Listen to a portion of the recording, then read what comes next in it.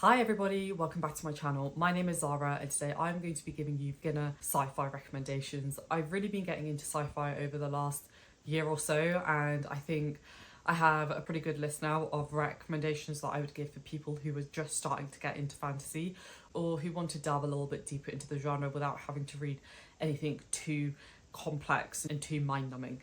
So there will be multiple parts in this little mini-series. I love doing these types of recommendation videos.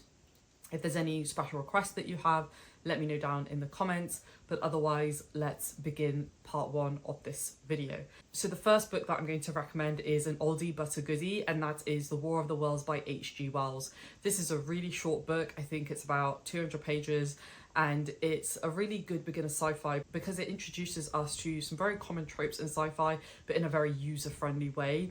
I would say that given the time that it was written in, it doesn't necessarily read as fluidly as some modern sci-fi, but I don't think it's a hard book to read by any means. It is also one of those books that if you have seen the movie and the numerous TV adaptations, you're going to already be very familiar with the story. And I would say that this book is actually quite different from a lot of the modern adaptations, and that is precisely because they are modern. This book is set, I believe, in like the 19th century, the mid-19th century, where industrialization was really coming into society. And that then contrasts with the mechs that basically come onto planet Earth.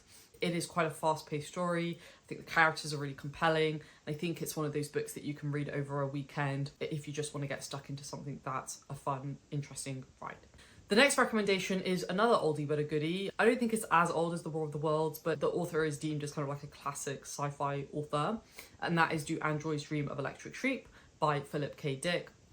Philip K. Dick is kind of one of the quintessential names in classic sci-fi, and this book is also what Blade Runner was based on.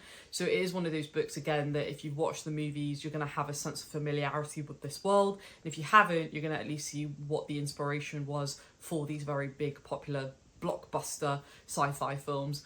I thought it was a good time. I don't think it was necessarily the most life-changing book that I've ever read, but I think when you keep it in the context of when it was written, it's pretty mind-blowing actually. Like, it's aged quite well, and I think there's some really interesting thematic work that is brought up.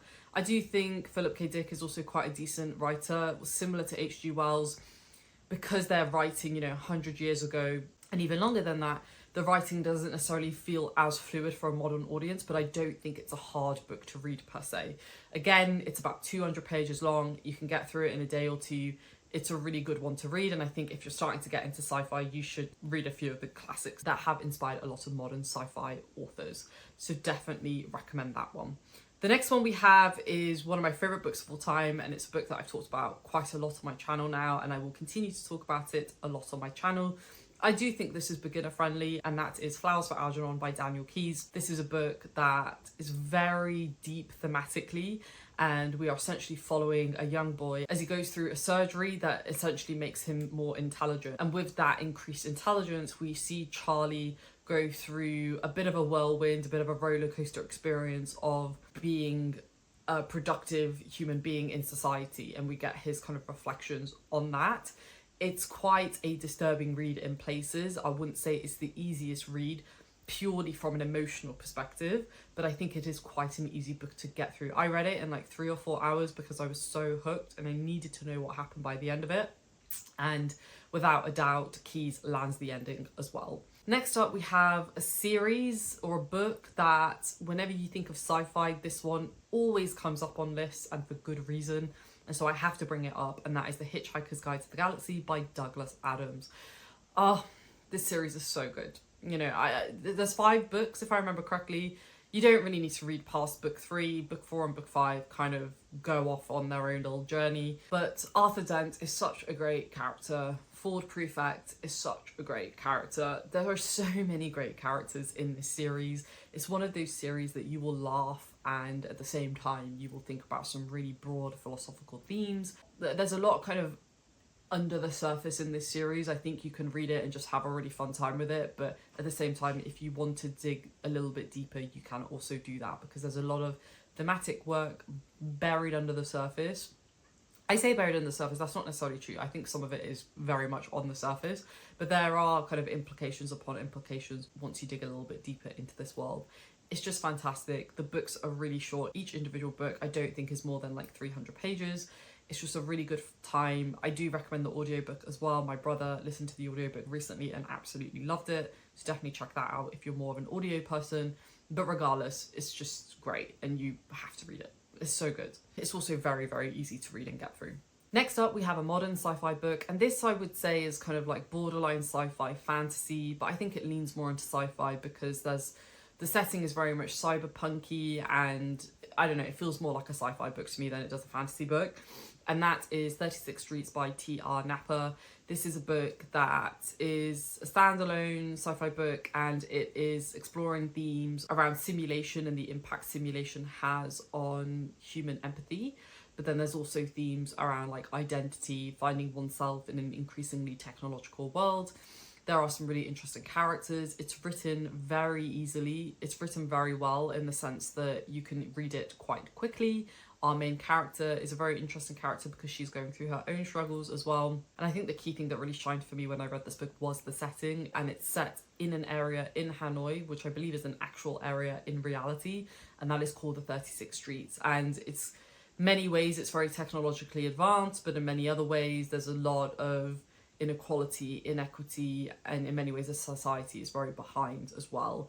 And I really love that contrast between a place becoming much more technologically advanced, but then the society still being kept in the same way. You know, there's still a lot of hierarchy, there's still people without healthcare, you know, basic human rights, all of these things. And I think that's a really interesting concept to explore. So I definitely think this is a good one if you're looking for something that kind of merges sci-fi and fantasy. If you're somebody who likes world building, this is the one for you. It's great, really good time. We have two more, and the next one that we have is a Japanese translated fiction, and this is The Memory Police by Yoko Ogawa. This is a fantastic short sci-fi book. Again, I think it's about 250 pages. You can get through it in 1 or 2 sittings. It's one of those books that poses some really interesting questions that you would never really think about in your everyday life, but when you're posed with that question, you're like, that would be weird. And then you kind of unintentionally start spiraling into discovering what that would actually be like. And that's what this book did for me. This book is set in a world where any object, any feeling, anything can disappear at any given point in time. So as an example, you could wake up the next morning and eggs would just disappear. And not only would eggs just disappear from your life, you would slowly start to forget the concept of an egg. You know, that it's something that you eat, that it has a yolk, blah, blah, blah, blah, blah. You wouldn't think necessarily that forgetting an egg would have the biggest impact on your life, but I mean, it really would when you think about it, in the sense that, you know, if you like to bake things, you wouldn't be able to bake. If you like to cook with eggs, you wouldn't be able to cook eggs. If you want to get a good source of protein, which eggs are a great source of protein, that's one source that you no longer have. Such a mundane question posed to the reader, and yet it actually has consequences on the broader world in a way that we don't fully understand. This book is really interesting as well because there are some cultural themes that we get explored about the kind of Japanese political system and social systems, which I thought was really interesting. It's not necessarily going to slap you in the face, but I think if it's something that you're interested in and you do a little bit of reading around the book, you will find it, and it's a nice addition to the overall experience. Really great book. Strongly recommend it. Very easy to read and get through as well.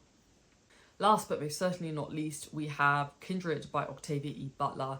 And it's so funny, I always forget that this is a sci-fi book, and the reason why it is a sci-fi book is that there is time travel involved. And our main character essentially goes back in time when slavery was very much commonplace. Our main character is a black woman, and we don't know why, but she gets pushed into the past at various points in the book, and she is still her. She's still very much a modern person being forced back into time. And so we get her reflections on obviously slavery and the role that played in everyday society in the kind of deep south of America. But at the same time, we still have this kind of mystery around the sci-fi aspects that never really get explained, to be honest. But I think that's good, and I think it doesn't really need to be, because that's not really what the book is about. But I do think that the mechanisms that the author uses definitely classify it as a sci-fi book. And I think it's, again, one of those books you can get through very quickly. I've read it in a day. Very addictive, very dark though. So if slavery is not something that you want to read about and what slaves were going through and how they were treated, then this is definitely a book that I would recommend you stay away from. But it is fantastic, great thematic work, really great characters, pacing was amazing. It was just incredible. It was a 5-star read for me, and I think it's very accessible as well. It's not heavy in the sense that it's not dense, it's heavy thematically, but it's very easy to read and get through just because Octavia E. Butler is such an amazing writer. So there we have it. Those are a couple of recommendations that I have for beginners to get into sci-fi. I will be doing a part 2 of this video, and then I will also be doing a video on more advanced, kind of intermediate to advanced recommendations as well. So watch this space for that. As I said at the start, do let me know if there are any other kind of subgenres that you would like me to recommend books for, and I will always add that to the backlist. If you like this video, please do give it a thumbs up, and I will see you down in the comments. Thanks for watching, folks. Stay safe as always. Take care, and I will see you soon. Bye.